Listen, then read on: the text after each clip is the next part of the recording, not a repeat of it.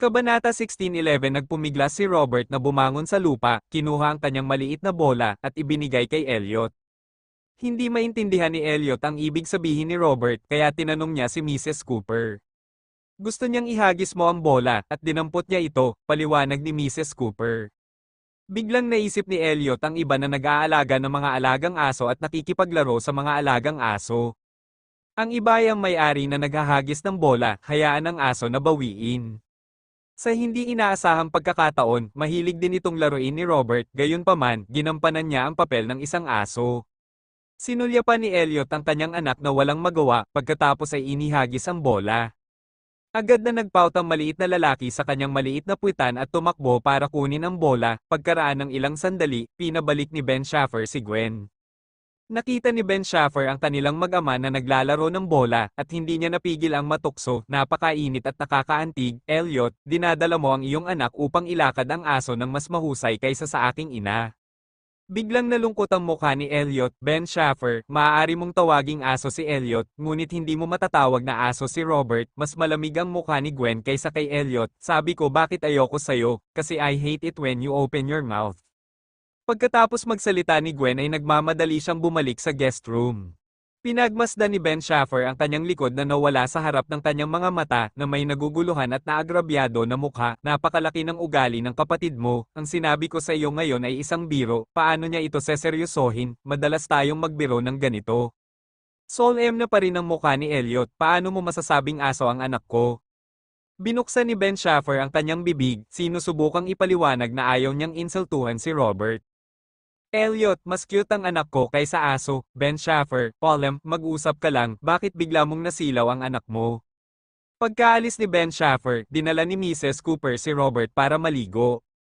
Umakyat si Elliot, nakatulog na sina Layla at Hayden.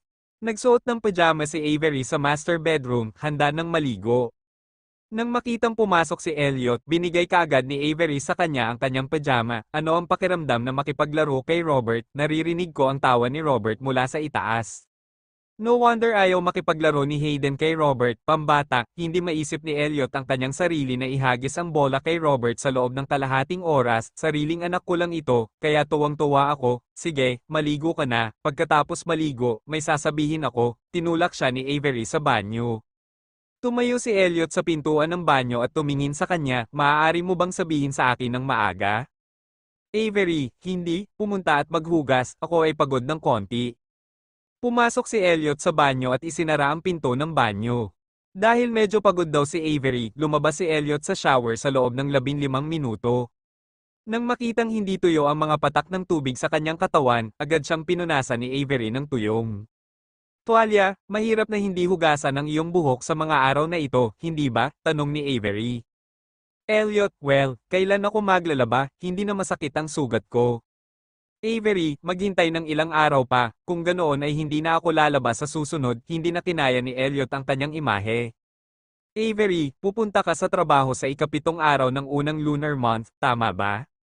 Gusto mo bang pumasok ako sa trabaho? Nagplano si Elliot na magtrabaho pagkatapos ng Lantern Festival. Hindi ka papasok sa trabaho sa ikapitong araw ng unang araw, tumingin sa kanya si Avery na may pagtataka sa mukha. Kung hindi ka papasok sa trabaho sa ikapitong araw ng bagong taon, ikaw ay mag-isa sa bahay. Kabanata 16:12 Elliot, Avery, papasok ka ba sa trabaho sa ikapitong araw ng unang taon? Ang iyong pinsala sa ulo ay mas malubha kaysa sa akin. Sa tingin mo ba ay papayagan kita na magtrabaho? Hindi ako papasok sa trabaho, nakipag-appointment ako kay Hayden, mag-tour tayo. Sinabi sa kanya ni Avery ang kanyang plano, kapag pumasok ka sa trabaho, isasama ko ang aking anak na lalaki upang maglaro. Si Elliot ay mukhang inabandona sa pagtataka, maglilibot kayo, hindi mo ba ako isasama? Nakapagpahinga na si Elliot at kalahating taon na, at kung maglilibot pa siya ng ilang araw, hindi malugi ang kumpanya. Hindi rin pupunta ang anak ko, gusto ng anak ko na makipaglaro kay Eric sa loob ng ilang araw, paliwanag ni Avery. Napataas ang kilay ni Elliot, ano bang masama kung payagan mo akong mamasyal ng ilang araw, bakit hindi mo ako planuhin sa iyong itinerary? Pagkatapos ay maglilibot kayo ng iyong anak kasama si Eric, mahinahong sabi ni Avery, alam mo rin naman na akong magdala ng tao sa bahay mo para makipag-away. Avery, kapag nagising siya, tatanungin ko siya kung paano ito ayusin. Tammy, mabuti, pumunta si Gwen sa bahay ni Ben Schaffer ngayon, may progress na ba? Nag-message ako sa kanya at hindi siya nagre-reply. Avery, alis siya bukas, baka natutulog, Tammy, she is really busy now, and she plans to invite her to play, hindi ko alam kung kailan ang susunod na pagkikita. Pagkatapos makipagkwentuhan kay Tammy ay lumabas ng kwarto si Avery at nagplanong makita si Gwen. Kung natulog si Gwen, hindi siya iistorbohin ni Avery at kung hindi siya nakatulog, pwede niya itong i-chat. Lumapit si Avery sa pinto ng guest room at saglit na nag-alinlangan ng kakatok na sana siya sa pinto. Kung nakatulog si Gwen, ang katok sa pinto ay madyay gising sa kanya. Pero kung diretso siyang pumasok nang hindi kumakatok sa pinto, magmumukha siyang pervert. Makalipas ang ilang sandali ay bumukas ang pinto. Hawak-hawak ni Gwen ang isang basong tubig na walang laman, handang lumabas para kumuha ng tubig na maiinom. Nang makita niya si Avery na nakatayo sa pintuan, nagulat siya, at saka siya hinayla papasok sa silid na may ngiti. Avery, bakit ka nandito? Hinahanap mo ba ako? Ibinaba ni Gwen ang walang laman na baso ng tubig, ngunit hindi na siya nauuhaw. Aalis ka bukas at hindi ka nag-enjoy nang bumalik ka sa pagkakataong ito, tumingin si Avery sa kanyang nakaimpake ng malita, kanina lang nagpadala sa iyo ng mensahe si Tammy. Nako, nag-iimpake na ako, hindi ko tinignan ang phone ko, naghanda si Mrs. Scarlett ng maraming pagkain para sa akin at napuno ang malite ko, ngumiti si Gwen at sinabing, ang sarap sa pakiramdam na may nasasaktan, Avery, bumalik ka kapag may oras ka. Kabanata 16:13 Gwen, oo naman, hanggat hindi mo ako inaayawan, babalik talaga ako. Tanong ni Avery, paano ka namin maiinis, pumunta ka sa bahay ni Ben Schaffer ngayon, okay ka lang ba? Hahaha, ayos lang, ako lang ang bisita sa bahay niya ngayon, maliban sa medyo bored, walang ibang problema. Gwen recalled what happened today, nakwento sa akin ng parents niya ang mga scandals niya from childhood to adulthood, malapit na siyang himatayin hahaha. Ano ang mali kay Ben Schaffer? Curious na tanong ni Avery. Halimbawa, noong siya ay 10 taong gulang, naiihipan niya ang kanyang pantalon, palihim din niyang sinuot. Ang mataas na takong ng kanyang ina, noong nagsulat siya ng love letter sa isang babae, ninakaw niya ang lipstick ng kanyang ina at iginuhit ang mga puso sa love letter, ngumiti si Gwen at pabalik-balik. Napabuntong hininga si Avery, talagang makulay ang buhay ni Ben Schaffer noong bata pa siya. Gwen, hindi naman siguro siya masyadong matalino noong bata pa siya, siguradong hindi ganoon ang pangalawa kong kapatid, walang nakapagsabi sa akin tungkol sa iskandalo ng iyong pangalawang kapatid noong bata pa, bawat elder ay. Binanggit siya at sinabing siya ay napakahusay, ngunit nakakainip din, naisip ni Avery na mas kawili-wili si Ben Schaffer, ang kagwapuhan ng pangalawa kong kapatid ay nabitin si Ben Schaffer, dahil lang dito, pipiliin ng mga babae ang pangalawang kapatid ko sa halip na si Ben Schaffer, mas binibigyang pansin ngayon ni Gwen ang hitsura ng isang lalaki, Avery, mukhang hindi masama si Ben Schaffer. Gwen, ordinaryo, hindi niya namana ang beauty gene ng kanyang ina.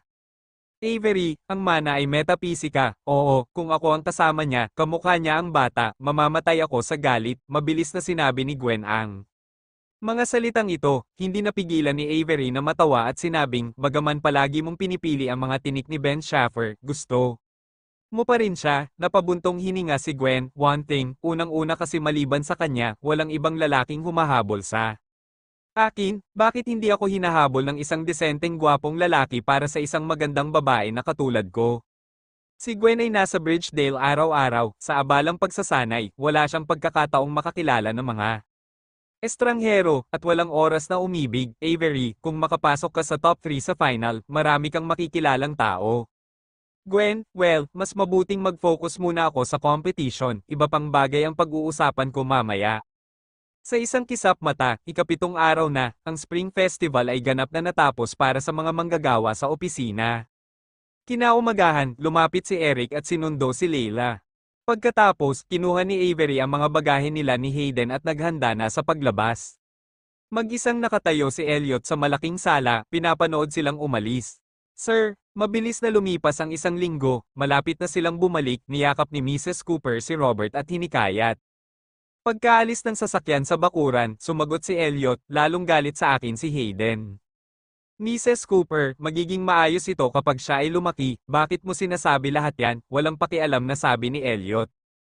Ginang Cooper, sa proseso ng paglaki, unti-unting mauunawaan ng mga tao ang pagsisikap ng kanilang mga magulang, at unti-unting mauunawaan ang kahalagahan ng pamilya. Kung may mga anak siya in the future, mas maiintindihan niya. Elliot, hindi ako nang ahas na hilingin ito.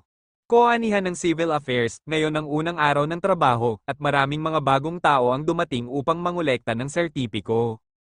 Ilang saglit na naghintay sa pila sina Wesley at Shay, at sa wakas ay nakuha na nila ang kanilang marriage certificate. Matapos makuha ang bagong release na marriage certificate, agad na kumuha ng litrato si Shay at ipinadala kay Elliot ang larawan. Dumating siya upang kunin ang sertipiko mula kay Wesley nang hindi sinasabi kay Elliot. Hindi niya alam kung magagalit si Elliot, pero wala nang silbi ang magalit ngayon. Nagring ang phone, nilabas ni Elliot ang phone niya at nakita ang marriage certificate na pinadala ni Shay. Kabanata 16:14. Si Elliot ay nag-zoom in sa larawan, at pagkatapos makita kung ano ang nangyayari, siya ay sumimangot. Dinyal niya si Wesley, kinuha ito ni Wesley sa ilang segundo. Galit na saway ni Elliot, Wesley, para kang hamak na kontrabida ngayon, palagi kong iniisip na hindi mo gagawin. Ang isang hindi propesyonal na bagay, ngunit hindi ko inaasahan. Pinutol siya ni Wesley, tama ka, pwede mo naman akong pag-alitan, pero huwag mong sisihin si Shay. Bumigat ang paghinga ni Elliot at nagigting ang mga ngipin. Ngayon ay araw ng mga puso, gusto ni Shay na makuha ang sertipiko ngayon, kaya pumayag ako sa kanya.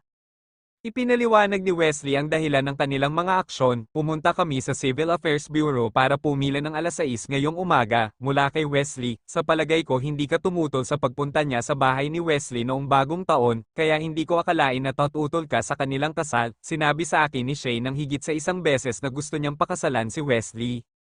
Ito ang unang pagkakataon na nakita ko ito. Napaka-persistent niya sa isang bagay. Naniwala si Elliot sa paliwanag na ito. Elliot, ngayon ay araw ng mga puso, kaya pinili nilang makuha ang sertipiko ngayon. Ito ay medyo romantiko, tumawa ng tulala si Mrs. Scarlett. Sir, since natanggap na nila ang certificate, huwag kang magagalit, kasama mo dito. Wesley, don't dare to bully Shay, at saka, sa pag-aalaga ni Wesley kay Shay. Makakapag-relax ka rin, Elliot, hindi ko naramdaman na pabigat si Shay. Paliwanag ni Mrs. Scarlett, hindi ko naman sinasadya, pabigat yata si Shay, maaaring mas masaya sina Shay at Wesley na magkasama, para kang pinakamasaya kapag kasama mo si Avery at ang 3 mong anak. Pagkasabi ni Mrs. Scarlett nito, nawala sa kalahati ang galit ni Elliot. Bagamat kayang alagaan ni Elliot si Shay, mayroon siyang Avery at 3 anak, kaya tiyak na hindi na gaya ng dati ang enerhiyang inilaan kay Shay. Maaaring mas ligtas si Shay kasama si Wesley. 10 AM, dumating si Elliot sa kumpanya. Ito ang unang pagkakataon na bumalik siya sa kumpanya matapos niyang ilipat ang kanyang mga share noong nakaraang taon at umalis sa Sterling Group.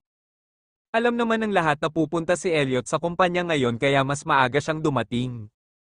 Kabanata 16:15. Pumasok si Elliot sa unang palapag ng gusali, sabay-sabay na sumigaw ang lahat ng empleyado sa unang palapag. Ginoo, Foster, magandang umaga. Ginoo, pagyamanin ng maligayang bagong taon. Maligayang pagdating sa pagbabalik ni President Foster. Boss, si Mr. Schaffer ang humiling sa amin na sumigaw ng mga slogan para salubungin ka. Lumapit ang Vice President at nagpaliwanag. Elliot, nakikita ko, nandito ba siya? Sabi ng Vice Presidente, eto, hihintayin kita sa opisina mo. Sa tingin mo ba dapat mag-meeting muna tayo, o magpadala muna ng mga pulang sobre sa mga empleyado? Elliot, magpadala muna ng mga pulang sobre, tara na. Boss, ang lahat ay naghihintay na makita ka, kaya ang mga pulang sobre ngayong taon, maaari mo bang personal Sterling Group, magiging supermodel si Gwen in the future, isa lang siyang magandang vase sa harap mo. Hindi napigilan ni Ben Schaffer na matawa, at sinabing, siya ay sarili mong kapatid, bakit mo ito sinasabi sa kanya? Tsaka kung ganito ako nagiging puwa, I think you're being puwa by Averito. Ikaw ang malaking boss ng marangal na Sterling Group, siya ay isang doktor lamang, kaya bakit ka nagdurusa sa kanyang galit, Elliot, dahil hindi ka nakikinig sa payo ko, kaya mo itong ipagpatuloy. Tanong ni Ben Schaffer, oy, kailan mo ako pinayuhan, gusto mo bang isuko ko si Gwen, pero mahal na mahal siya. Ng mga magulang ko, Elliot, ikaw mismo ang naghahanap ng mapapangasawa, hindi para sa iyong mga magulang.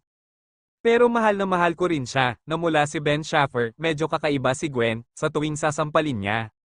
Ako, nare-refresh ako, mas epektibo kaysa sa pag-inom ng tonics. Nagtaas ng kilay si Elliot at nagtanong, nagsimula ka na bang uminom ng tonics? Ben Schaffer, hindi ba Gwen ang pinag-uusapan natin? Hindi ba pwedeng mawala ang focus mo?